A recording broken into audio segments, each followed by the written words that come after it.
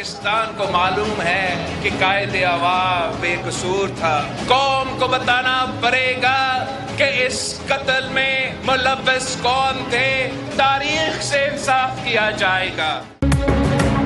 पूरे पाकिस्तान को मालूम है कायदे अवाम जुल्फ़िकार अली भुट्टो बेकसूर थे। कौम को बताना पड़ेगा इस जुर्म में सहूलतकार कौन थे।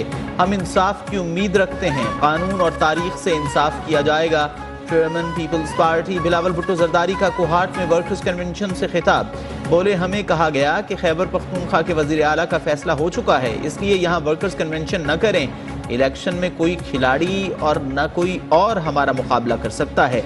एक इलेक्शन इसलिए लड़ रहा है कि जेल से निकल जाए और दूसरा इसलिए लड़ रहा है कि जेल से बच जाए, लेकिन मैं अवाम के मसाइल के हल के लिए इलेक्शन लड़ रहा हूं।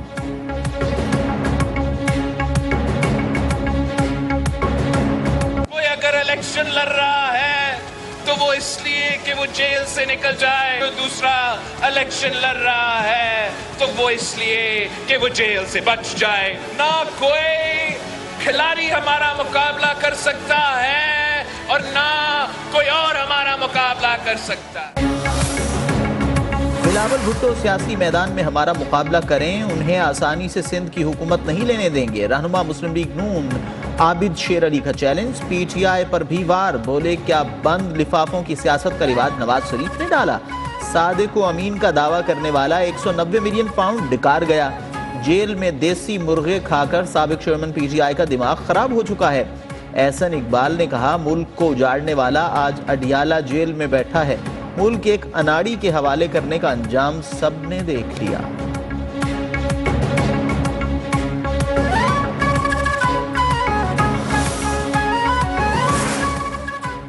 सिर्फ एक पार्टी को लेवल प्लेइंग फील्ड दी गई है। हमें लेवल प्लेइंग फील्ड दस्तयाब नहीं, बाकी बहुत को भी दस्तयाब नहीं। नवाज शरीफ को लंदन से रवानगी के वक्त ही फेवर मिलना शुरू हो गई थी। रहनुमा पीपल्स पार्टी कमर जमान कायरा का दावा। कहा, पीटीआई के जिन लोगों पर मुकदमात हैं सिर्फ उनका अदालती ट्रायल होना चाहिए। पाकिस्तान में सबको इलेक्शन में हिस्सा लेने की इजाज़त होनी चाहिए। किसी जमात को ताकत के जोर पर सियासी अमल इलेक्शन से बाहर नहीं करना चाहिए। अब्दुल कादिर पटेल बोले, मियाँ साहब जब से लंदन से आए हैं वो पूछ रहे हैं मुझे क्यों बुलाया।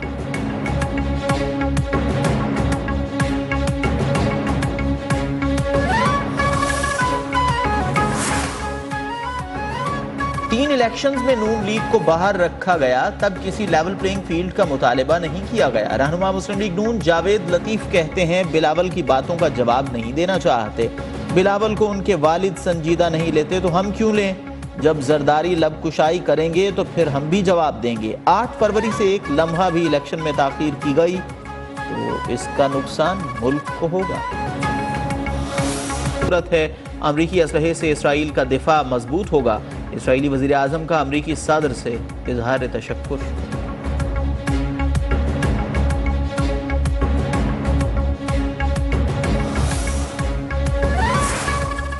अक़वाम मुत्तहिदा की सलामती काउंसिल गजा के मामले पर मफलूज है। गजा में जंगबंदी की अपीलों से दस्तबरदार नहीं होंगे। सेक्रेटरी जनरल एंटोनियो गुटेरेस का कतर के दोहा फोरम से खिताब। गजा की पट्टी में जंगबंदी का मुतालबा करने में सलामती काउंसिल की नाकामी पर अफसोस का इजहार। कहा, अमरीकी वीटो की वजह से इदारे के इख्तियार और साख को शदीद नुकसान पहुंचा।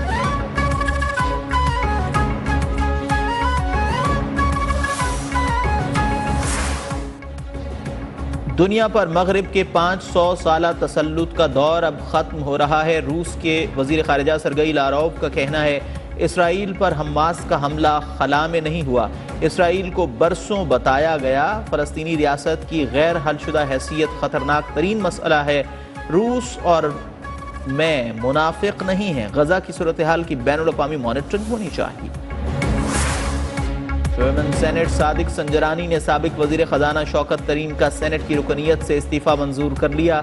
शौकत तरीन ने पीटीआई की रुकनियत से चंद रोज कबल इस्तीफा दिया था।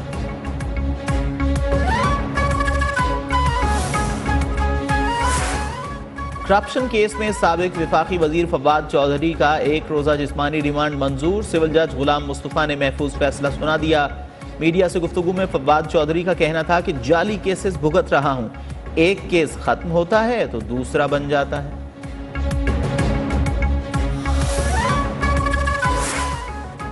बानी पीटीआई ने अवाम को चोर चोर के तराने में लगाया और खुद सारा माल हड़प कर गया। तहरीक इंसाफ पार्लियामेंटेरियंस के चेयरमैन परवेज खटक का नौशहरा में जलसे से खिताब।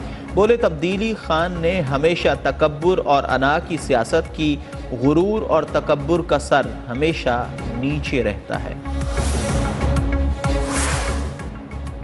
आइंदा हुकूमत लाडले और सुपर लाडले की नहीं होगी। अमीर जमात इस्लामी सिराजुल हक का पेशावर में सोशल मीडिया कन्वेंशन से खिताब। बोले आइंदा हुकूमत अवाम के वोट की ताकत से बनेगी। 8 फरवरी तक सोशल मीडिया की ताकत को मुल्क के रोशन मुस्तकबिल के लिए इस्तेमाल करना है।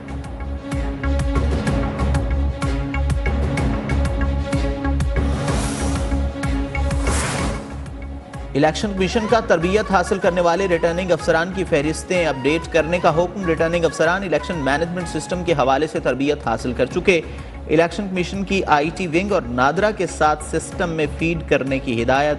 पीपल्स पार्टी का आला सतह का वफ्द कल चीफ इलेक्शन कमिश्नर से मुलाकात करेगा।